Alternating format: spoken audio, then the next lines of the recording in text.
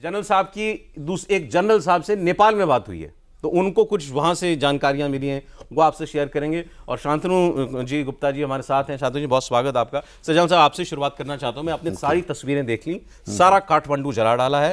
इन बच्चे ही कहेंगे हम, तो जेन जी वाले हैं ये, तो बहुत छोटे हैं हमसे। अब आगे होगा क्या ये कोई नहीं जानता। क्या अच्छा, एक बड़ी खबर मुझे बताया जा रहा है आ रही है, नेपाल के पूर्व प्रधानमंत्री झालानाथ के घर में भी आगजनी हो गई।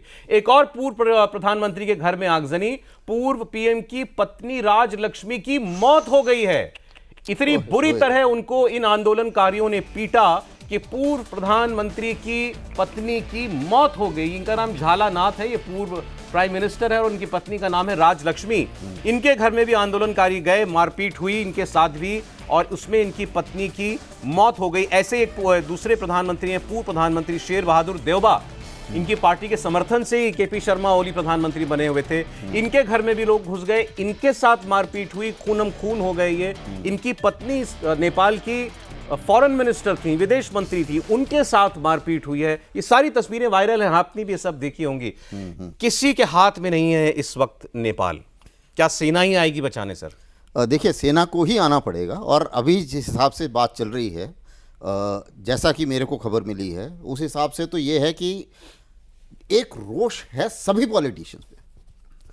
जितने भी ये यंग बच्चे हैं और जो भी प्रदर्शनकारी हैं, इन सब का ये मानना है कि सोशल मीडिया तो एक ट्रिगर था, लेकिन जो करप्शन है, जो अनएम्प्लॉयमेंट है, तकरीबन 7.5 लाख लोगों को बाहर जाके काम करना पड़ा है। तकरीबन 70-80 हज़ार लोग बाहर पढ़ने जा रहे हैं। कुछ भी उनको ये लग रहा है कि ये सारे के सारे पॉलिटिशियंस, इनके खुद के बच्चे जो हैं वो सब फॉरेन में पढ़ रहे हैं, ये सारे के सारे पॉलिटिशियंस करप्ट हैं। और इसीलिए आप देखेंगे कि जो हिसाब से मारपीट हो रही है, वो ये दिखा रही है कि एक रोष है पॉलिटिशियंस के खिलाफ, सबके खिलाफ। हाँ, सबके सारे पॉलिटिशियंस, पार्टी कोई भी हो। सर, इन्होंने अपने वित्त मंत्री को सड़कों पे दौड़ा दौड़ा के मारा है। उस आदमी ने किसी तरह अपनी जान बचाई है।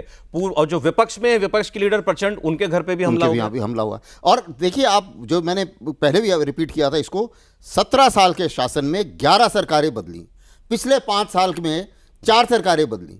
तो हम हो क्या रहा है कि ये सारे के सारे, और बदलती क्या है, वो जो इनकी पार्टी का जो रिजल्ट आता है वो तो हंग पार्लियामेंट ही है। वो दोनों मिलजुल के फिर वो बना सारे फिर मिलके, आज ये बन गया, आज वो बन गया, कल सो दूसरा बन गया, और उसके बाद में ये सारे के सारे जो हैं पैसे भी खा रहे हैं और करप्शन भी है। और इसने बहुत बड़ा रोल। मैं आपसे जो पूछ रहा था, आपको क्या रिपोर्ट मिली वहां से?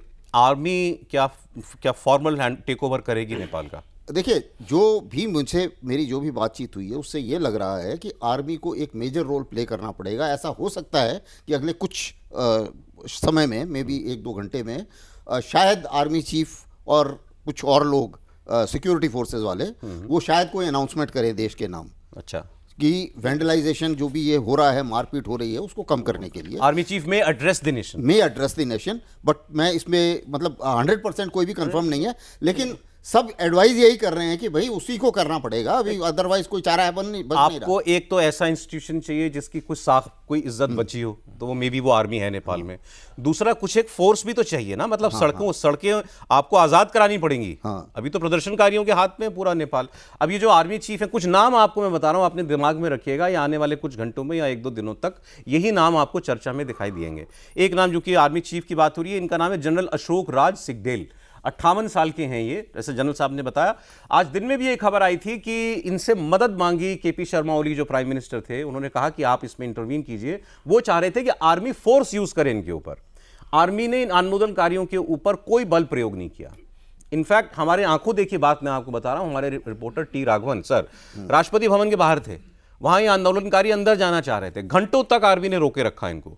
और एक पल ऐसा आया कि आर्मी ने अपने आप बैरिकेड हटा लिए, जाने दिया उनको, और वो अंदर गए, उन्होंने लूटपाट की, आगजनी की। तो आर्मी ने कोई फोर्स यूज नहीं की है, इसलिए शायद आर्मी की बात ये लोग सुन लें। तो इनका नाम जनरल अशोक राज सिगदेल है। एक कैरेक्टर ये हैं इस पूरे घटनाक्रम में। और दूसरे और सबसे बड़े कैरेक्टर, इनका नाम है बालेन शाह। असल नाम है बालेंद्र, लेकिन शॉर्ट फॉर्म में प्रचलित हैं बालेन। ये काठमांडू के मेयर हैं। मात्र 34 साल का युवा आदमी है, रैपर है। और रैपर होते होते सोशल मीडिया प्रोफाइल इतनी बड़ी बन गई इनकी कि आज युवाओं के बीच बहुत लोकप्रिय है। टाइम मैगजीन ने इनको 2023 में टॉप 100 शख्सियतों में शुमार किया था। न्यूयॉर्क टाइम्स जैसे संस्थानों ने इनको कवर किया हुआ है। बहुत बड़ी फैन फॉलोइंग है इनकी, और ये सोशल मीडिया पर कुछ भी लिखते हैं तो वो ट्रेंड होता है और उस पर बहस हो जाती है। तो बेसिकली एक रोल मॉडल की तरह है। एडिटोरियल्स लिखे जा रहे हैं नेपाल के अखबारों में कि बालेन कहाँ हो, बालेन आओ, टेक ओवर, ये आप युवाओं को नेतृत्व कीजिए। क्या ये अगले प्रधानमंत्री हो सकते हैं? कुछ जो भी हो, इनका रोल एक बहुत बड़ा होने वाला है। ये दो कैरेक्टर। एक तीसरा नाम मैं आपको और दे रहा हूं। ये तीसरा नाम है रवि लामछने। रवि लामछने पत्रकार थे, स्टिंग ऑपरेशन करके भी ये पॉपुलर हुए, और पूर्व प्रधानमंत्री जो अभी ओली, केपी शर्मा ओली गए, उनके धुर विरोधी भी माने जाते थे। एक सरकार में ये पहले डेप्यूटी प्राइम मिनिस्टर रह चुके हैं। इन्होंने अपनी पार्टी बनाई, उसके कई सांसद हैं, उन सब सांसदों ने आज इस्तीफा भी दे दिया। ये जेल में थे। इनके ऊपर मामला चल रहा था डुअल सिटीजनशिप का, कि अमेरिका के भी सिटीजन है और नेपाल के भी। होते होते मामला ये हुआ कि इनको जेल जाना पड़ा। आज प्रदर्शनकारियों ने इनको जेल से आजाद करा लिया सर, छुड़ा लिया, जेल से ही छुड़ा लिया इनको। इसका मतलब प्रदर्शनकारियों के बीच में ये भी लोकप्रिय है। तो ये बालेन, रवि लामछने और आर्मी चीफ, क्या यही अब कुछ नेपाल में जो करेंगे यही तीन लोग करेंगे? नहीं, मुझे लगता है ये लोग करेंगे, लेकिन करवाने वाला कौन है? बात ये नहीं है कि असंतोष था, भ्रष्टाचार था, बिल्कुल था। आपको देश में कोई देश, दुनिया में कोई देश, कोई समाज नहीं मिलेगा जहां असंतोष ना हो, बेरोजगारी ना हो, असमानता ना हो, लोगों में नाराज़गी ना हो, हताशा ना हो। आपके पास माचिस है, पेट्रोल है, उससे आग तो नहीं लग जाएगी। लगानी कोई पड़ेगी। हाथ चाहिए माचिस जला के पेट्रोल पे डालने के लिए, तो वो हाथ कौन है? कल बताया सवाल था। इस बात का है। अब बिल्कुल बड़ा सा अमेरिका इसके पीछे। पूरा पूरा हम पैटर्न देख लीजिए।